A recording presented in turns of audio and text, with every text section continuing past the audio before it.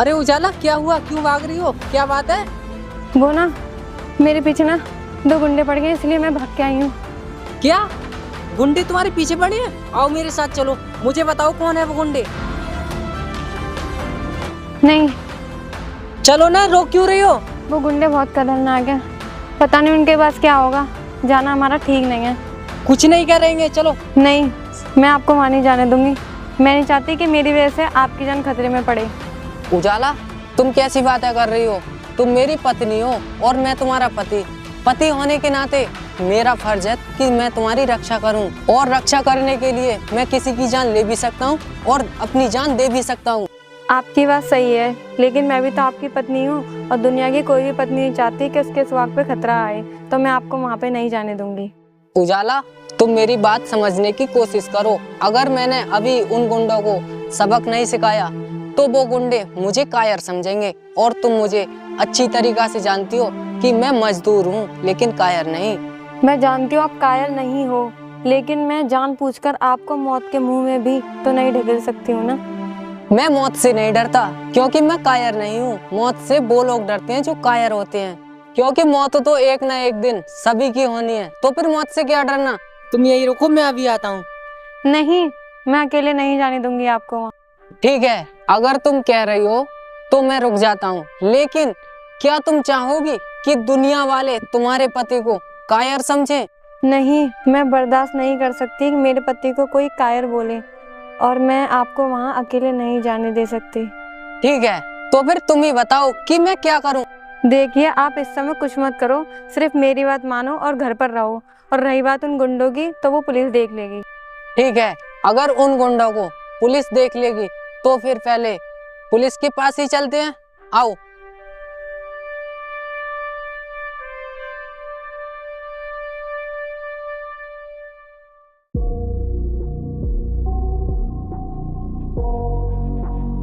Hello, नमस्ते sir जी।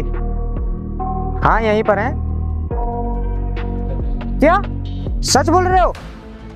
क्या हुआ? कोई बात है तो बताओ मुझे।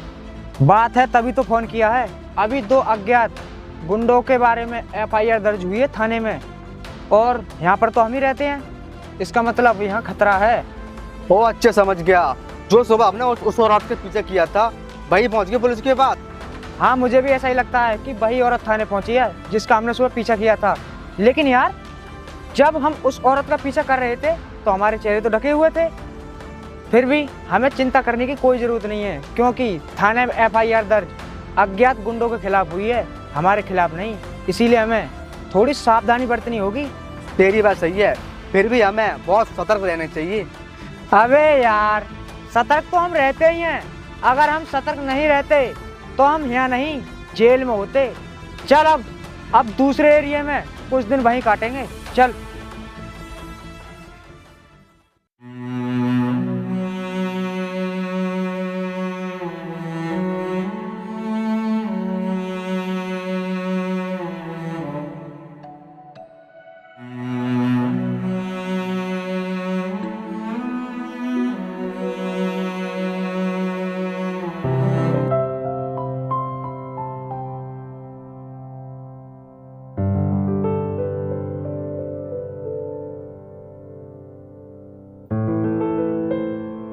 आप बैठिए, मैं आपके लिए पानी लेके आती हूँ। पानी बाद में पी लेंगे, पहले बैठ लो, क्योंकि चलते चलते पैरों में दर्द होने लगा है। हमें आराम की जरूरत है। पानी बाद में ले आना, पहले बैठ लो। अगर आपके पैरों में ज़्यादा दर्द हो रहा है तो मैं पैर दबाऊं? नहीं, पैर दबाने की कोई जरूरत नहीं है। थोड़ी देर आराम करने से दर्द खत्म हो जाएगा।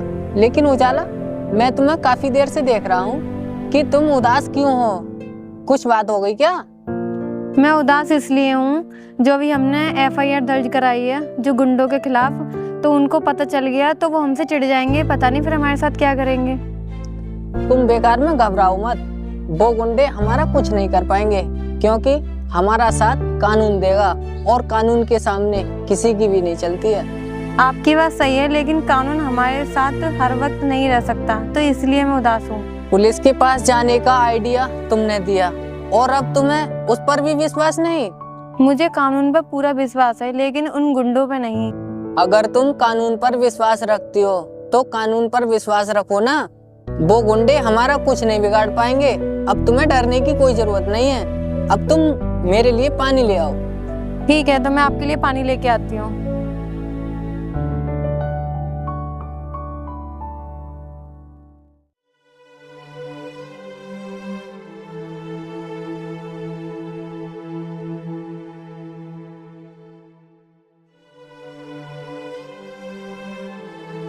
अंकल, तुम यहाँ पर हो? मैं तुम्हें घर देख रहा था।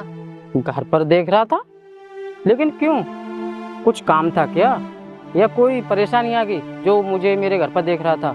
बता, अगर परेशानी हो तो बोल, मैं तेरी मदद करूँगा। बता। परेशानी है अंकल, तभी तो मैं आपको आपके घर पर देख रहा था। मैं आपसे उसी के बारे में बात करना चाहता हूँ। वो तो मैं तुझे देखते ही पहचान गया था कि तू परेशान है और परेशानी में मेरे पास आया है। खैर कोई बात नहीं, अब तू मेरे पास आया है तो मैं तेरी परेशानी का हल ज़रूर निकालूंगा। बोल, क्या परेशानी है? पैसे चाहिए क्या? अगर पैसे चाहिए हों तो बता, अभी घर चलकर मैं तुझे पैसे दे दूंगा। और किसी भी प्रकार की और मदद चाहिए हो वो बता, मैं तो हमेशा तेरे लिए तैयार रहता हूँ। आखिर तू भतीजा है मेरा, मुझे अपना फर्ज निभाना ही पड़ेगा। अंकल जी, बात पैसों की नहीं है। दरअसल मैंने और मेरी पत्नी ने 2 गुंडों के खिलाफ FIR दर्ज करा दी है। अगर उन गुंडों को पता चल गया तो पता नहीं वो हमें छोड़ेंगे या नहीं। अगर तुमने उन गुंडों के खिलाफ FIR दर्ज करा दी तो अब डर क्यों रहे हो? करा दी तो करा दी, लेकिन एक बात बता, FIR कराई क्यों? वजह क्या थी? उन गुंडों ने तुझे परेशान किया या तेरी पत्नी को परेशान किया जो तुमने उनके खिलाफ FIR दर्ज करा दी? ये बता पहले। अंकल, उन लोगों ने मेरी पत्नी का पीछा किया। अगर वो वहाँ से नहीं भागती तो पता नहीं वो उसके साथ क्या करते। इसलिए हम दोनों ने उनके खिलाफ FIR दर्ज करा दी। क्या पीछा किया तुम्हारी पत्नी का? तो तुमने बिल्कुल सही किया, FIR होनी ही चाहिए। लेकिन ये बता, तेरी पत्नी उन गुंडों को पहचान तो लेगी या ऐसे ही FIR दर्ज करा दी? अंकल, उन लोगों के चेहरे ढके हुए थे, इसलिए वो उन लोगों को पहचान ना सकी। हमने अज्ञात गुंडों के खिलाफ पुलिस में FIR दर्ज करा दी। तुम लोगों ने उन गुंडों के नाम पर रिपोर्ट थोड़ी की, तुमने तो अज्ञात के खिलाफ रिपोर्ट दर्ज कराई है। तो फिर तुम्हें डरने की क्या जरूरत है? अगर नाम से करते किसी के या तुम्हारी पत्नी पहचान पाती किसी गुंडे को तो तुम्हें डरने की जरूरत थी कि वो क्या करेंगे क्या नहीं। लेकिन तुमने नाम थोड़ी लिखा है किसी का कि उसने हमें परेशान किया है, तो तुम्हें डरने की कोई ज़रूरत नहीं है। और फिर तुम पुलिस के पास गए हो तो पुलिस पर विश्वास तो रखो, पुलिस तुम्हारी मदद करेगी।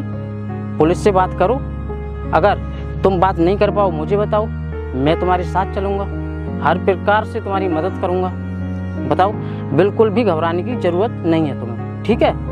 अंकल, उन गुंडों से मुझे कोई डर नहीं है, बल्कि मेरी पत्नी को डर है। मैं अपनी पत्नी का डर भगाना चाहता हूँ, इसलिए मैं आपके पास आया हूँ। अब आपने मुझे समझा दिया, मैं उसे समझा दूंगा। ओ अच्छा, तो तू अपनी पत्नी का डर खत्म करना चाहता है? चल ठीक है, अपनी पत्नी से कहना कि उसको डरने की बिल्कुल भी ज़रूरत नहीं है। मैं तुम्हारे साथ हूँ और मुझसे भी बड़ी है पुलिस।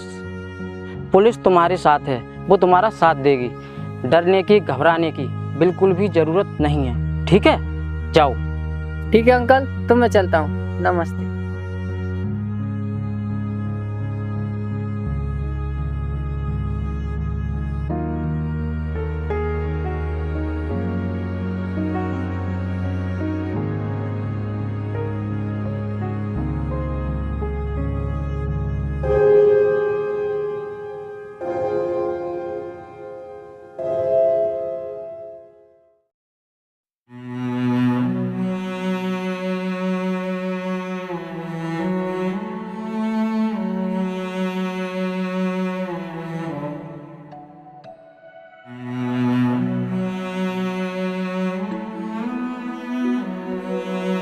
सोनू, इन मजदूरों ने भी ना दिमाग खराब करके रख दिया है। काम वाम तो करते नहीं है ये, और पैसा पहले मांगने आ जाते हैं। हाँ भाई, इनको ज्यादा सर पर चढ़ाना नहीं चाहिए। अरे यार, सर पे चढ़ाने की क्या बात है, ये खेतीबाड़ी हम लोगों पे नहीं होगी और इसीलिए इन्हें पैसे देने पड़ते हैं, और कोई बात नहीं है। ये कौन है? इसे तो यार मैंने पहली बार देखा है। ये उस मजदूर की पत्नी है। अबे यार, सही में ही एक मजदूर की पत्नी है? मुझे तो लगता नहीं यार कि एक मजदूर की पत्नी होगी। हाँ भाई, ये रोहन की पत्नी है। क्या ये रोहन की पत्नी है? यार मुझे तो विश्वास होता नहीं कि ये रोहन की पत्नी होगी। एक मजदूर की पत्नी, वो भी इतनी खूबसूरत, ये यार कैसे हो सकता है? क्यों, ऐसा क्यों नहीं हो सकता? मजदूर क्या इंसान नहीं होते हैं? इंसान तो होते हैं, लेकिन तुम जैसी खूबसूरत चीज उस मजदूर के पास नहीं, हमारे पास होनी चाहिए थी। देखो, मुझे परेशान मत करो वरना अच्छा नहीं होगा। अरे ठाकुर साहब जब यहाँ हैं तो सब अच्छा ही होगा। क्यों ठाकुर साहब, सही कहा ना? हाँ यार, तू सही कह रहा है, लेकिन ये मेरी बात मानने को राजी नहीं है। ये बात तू इसे समझाना। क्यों, तू ठाकुर साहब की बात क्यों नहीं मान रही है? ठाकुर साहब की बात मान ले, इसी में तेरी भलाई है, तेरी जिंदगी संवर जाएगी। तुम लोग होते कौन हो मेरी जिंदगी का फैसला लेने वाले? मैं अपनी जिंदगी अपने तरीके से जीऊंगी, ठीक है? तुम लोग सारी जिंदगी अपनी मर्जी से ही तो जीते आए हो। एक बार ठाकुर साहब की मर्जी से जी कर देखो, अगर किस्मत ना बदल जाए ना तो कहना। मुझे नहीं बदलनी अपनी किस्मत, मेरी जैसी किस्मत है मैं वैसी ठीक हूँ। इतना गुस्सा क्यों होती है? तो तुझसे बात करके तेरी भलाई करना चाहते हैं, वरना तुझ जैसी दो कौड़ी की मजदूर की पत्नी से कौन बात करना चाहेगा? समझी तू? ठाकुर साहब, भले ही मेरी 2 कौड़ी की औकात सही, लेकिन इसका मतलब ये नहीं कि आप मेरी पत्नी की बेइज्जती करोगे। मैं ऐसा कभी नहीं होने दूंगा। अबे पागल हो गया है तू, जो तू ठाकुर साहब से इस तरह बात कर रहा है? ये यहाँ के जमींदार हैं, तू जानता नहीं है क्या? अगर इनके खेतों में तुम्हें काम न मिले ना तो तुम भूखे मर जाओगे, समझे? काम करने वाले को काम हर जगह मिल जाता है, लेकिन इज्जत जाने के बाद वापस नहीं आती। आप हमें काम दो या ना दो, लेकिन मैं अपनी बेइज्जती सहन नहीं करूंगा।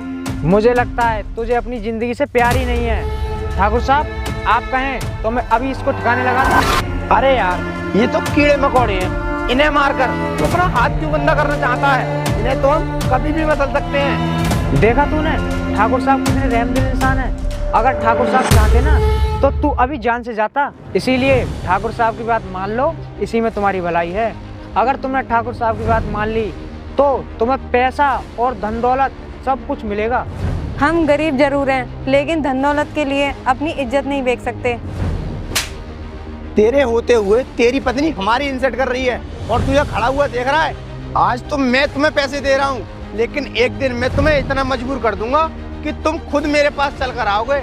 यहाँ से राय से चले जाओ, वरना तुम्हारे साथ अच्छा नहीं होगा। चल निकल अब यहाँ से।